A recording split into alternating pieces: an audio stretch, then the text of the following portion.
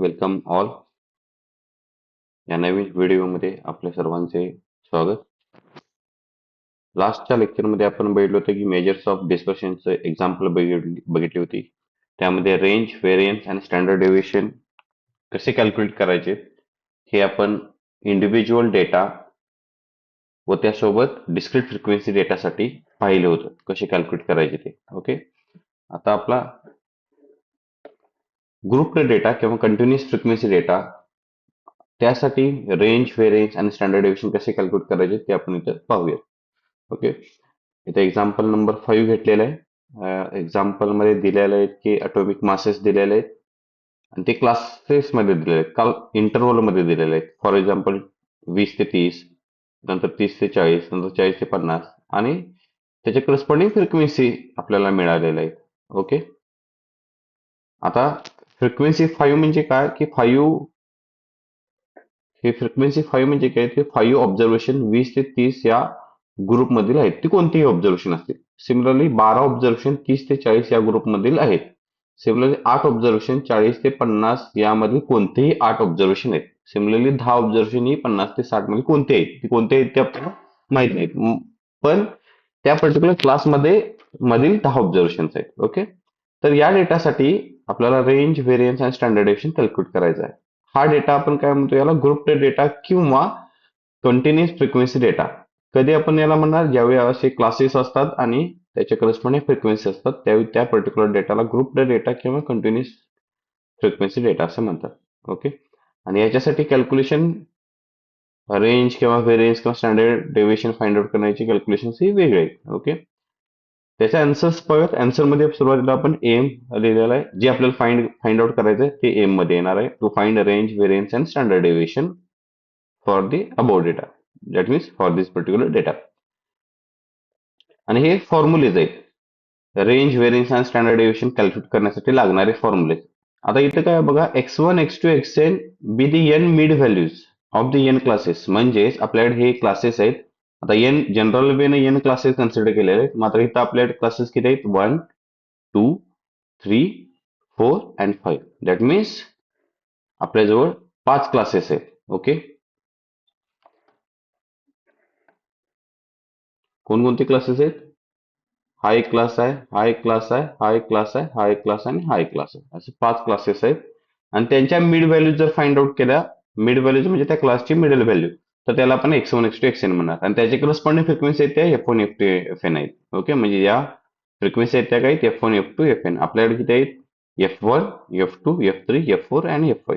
5 classes आहेत, 5 frequencies आहेत. Okay, मग रेंजचा फॉर्म्युला हा आहे L-S. देन व्हेरियन्सचा फॉर्म्युला हा आहे आणि स्टँडर्ड डेव्हिएशनचा only square root of variance. Okay, आता याच्यासाठी आपण कॅल्क्युलेशन्स बघणार आहोत. ओके, सुरुवातीला आपण काय करूयात, तो आहे तो डेटा लिहूयात. ओके, काय काय डेटा आहे की ॲटॉमिक मास. ओके, त्याचा टेबल फॉर्मॅट मध्ये आपण घेणार. ओके,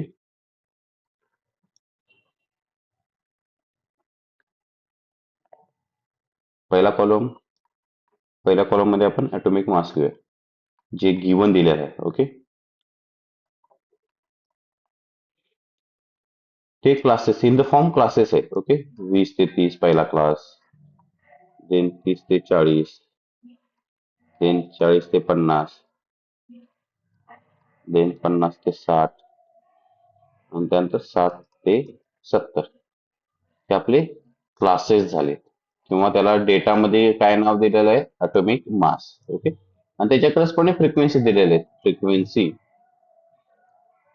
ओके, फ्रिक्वेन्सी काय दिलेले आहे, तर पहिले frequency 5, then 12, then 8, then 10, then 5. हा आपला दिलेला डेटा आहे, हा गिवन डेटा आहे. क्लासेस आणि फ्रिक्वेन्सी दिलेले आहेत. आता यामध्ये आपण काय करणार आहे की आपल्याला फॉर्म्युल्यामध्ये आपण बघितलं होतं की आपल्याला x1, x2 आणि xn या मिड व्हॅल्यूज लागणार आहेत. कुणाच्या मिड व्हॅल्यूज, तर क्लासेसच्या. तर ते आपण क्लासेसच्या मिड व्हॅल्यूज फाइंड आउट करणार आहोत. त्यासाठी मी पुढचा कॉलम करतो मिड व्हॅल्यूज. ओके, आणि त्याला नाव देतो मी xi. आणि फ्रिक्वेन्सीला ऑलरेडी आपण काय म्हणतो की fi. ओके, fi आणि xi फक्त कॅल्क्युलेट करायचं. xi कसं काढायचं, मिड व्हॅल्यूज म्हणजेच काय, lower limit plus upper limit. या क्लासचं लोअर लिमिट 20 आहे, अप्पर लिमिट 30 आहे. मग 20 आणि 30 50 डिवायडेड बाय 2 करायचं.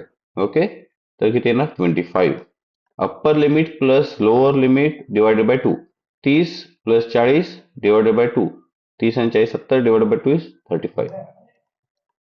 Then 40 plus 50 divided by 2. 40 आणि 50 90 डिवायडेड बाय 2 दॅट मीन्स 45. 50 आणि 60 110 divided by 2 is 55. 60 plus 70 130 divided by 2 that means 65. Okay, या मिड व्हॅल्यू झाल्या म्हणजे आपल्याकडे आता काय डेटा आला, एक्साइज मिळाल्यात, व्हॅल्यूज आणि एफ आय फ्रिक्वेन्सीज आहेत. ओके, तर आपल्याला जे फॉर्म्युल्यासाठी लागणार आहे, जे कॅल्क्युलेशन करण्यासाठी जे काय लागणार आहे त्यांचे कॉलम करूयात. ओके, म्हणजेच आपल्याला काय लागणार आहे, F I into X I लागणार आहे मीन फाइंड आउट करण्यासाठी किंवा व्हेरियन्स फाइंड आउट करण्यासाठी. त्यानंतर F I into x I square. Okay, एवढ्या व्हॅल्यूज आपल्याला लागणार आहे.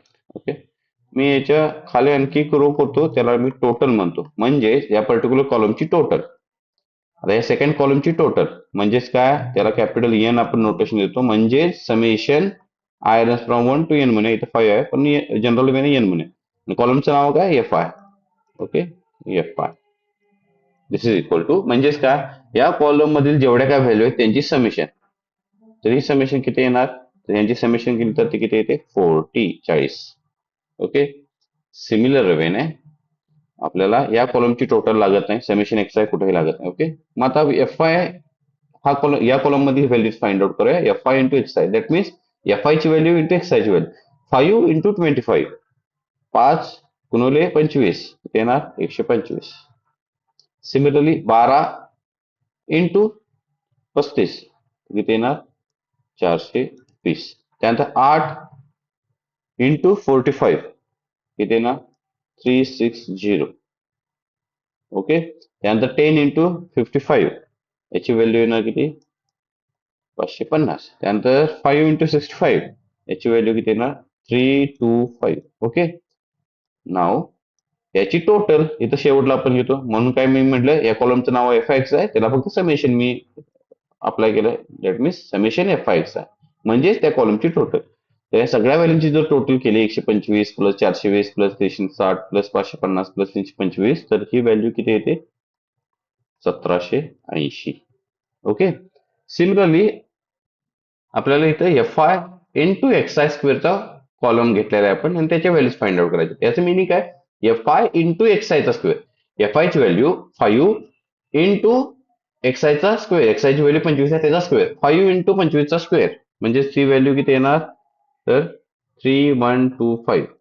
सिमिलरली 12 इंटू 35 चा स्क्वेअर म्हणजे 35 चा स्क्वेअर केला त्याला 12 ने मल्टिप्लाय केलं तर ही व्हॅल्यू आपल्याकडे येते 14700. ओके, सिमिलरली 8 इंटू 45 चा स्क्वेअर, 45 चा स्क्वेअर केला त्याला 8 ने मल्टिप्लाय केलं तर व्हॅल्यू किती येते तर 16200. त्यानंतर 55 चा स्क्वेअर इंटू 10 तर त्याची व्हॅल्यू किती येते 30250. त्यानंतर 65 चा स्क्वेअर इंटू 5 ही व्हॅल्यू किती येणार 21125. आणि या कॉलमची टोटल म्हणजे नोटेशन फॉर्म मध्ये कसं येणार, समेशन अप्लाय फक्त होणार. कॉलमचं नाव काय F I into x I square is equal to या सगळ्या व्हॅल्यूची जर टोटल केली तर ती टोटल व्हॅल्यू येते 85400. Okay,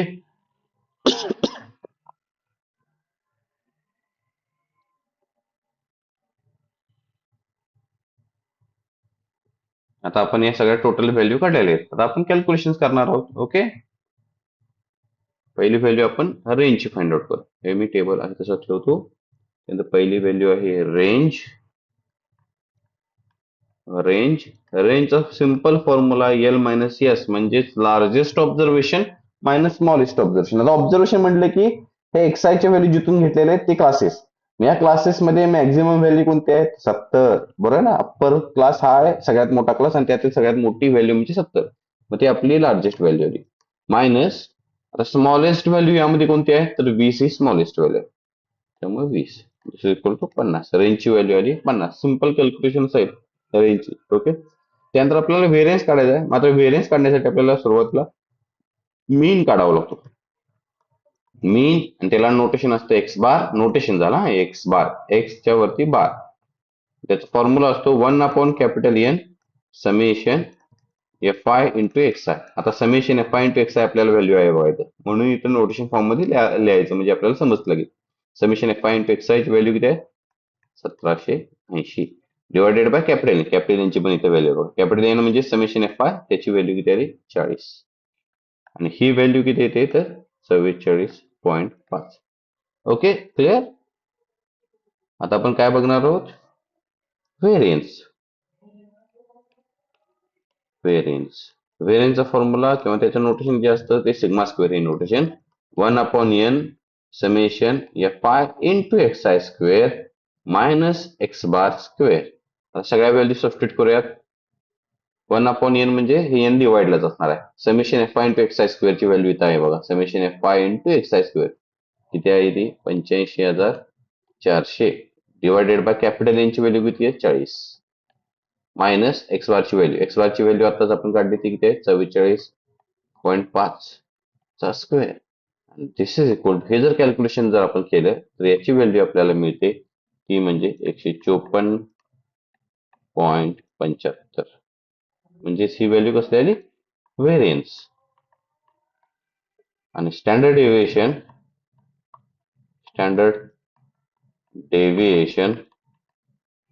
this is equal sigma आणि याचा सिंपल फॉर्म्युला आहे स्क्वेअर रूट ऑफ व्हेरियन्स.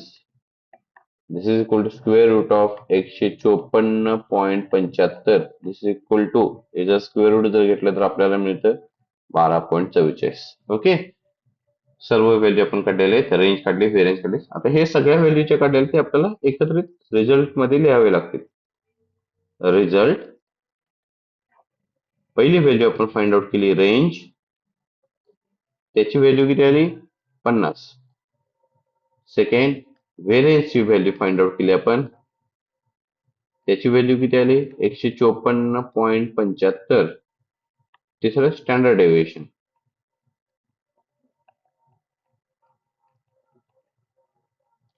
त्याची व्हॅल्यू किती आली 12.44. हे आपण कॅल्क्युलेशन कशासाठी बघितलं तर क्लासेस आणि त्याची फ्रिक्वेन्सी असतील त्यावेळी. ओके, क्लासेस आणि त्याच्या फ्रिक्वेन्सी असतील त्यावेळी हे अशा प्रकारे कॅल्क्युलेशन करायचे. म्हणजेच काय करायचं मिड व्हॅल्यूज काढावे लागतील, त्याला एक्स आय लेबल करायचं. ओके, एक्स आय नाव द्यायचं आणि त्याच्या फ्रिक्वेन्सीला f i. X i f i gram मिळाला की व्हॅल्यू ह्या फॉर्म्युलानुसार तुम्हाला कॅल्क्युलेशन करायचे, टेबल करायचे आणि कॅल्क्युलेशन करायचे. Okay, thank you. आणि व्हिडिओला सबस्क्राईब करा, शेअर करा आणि लाईक करा. थँक्यू.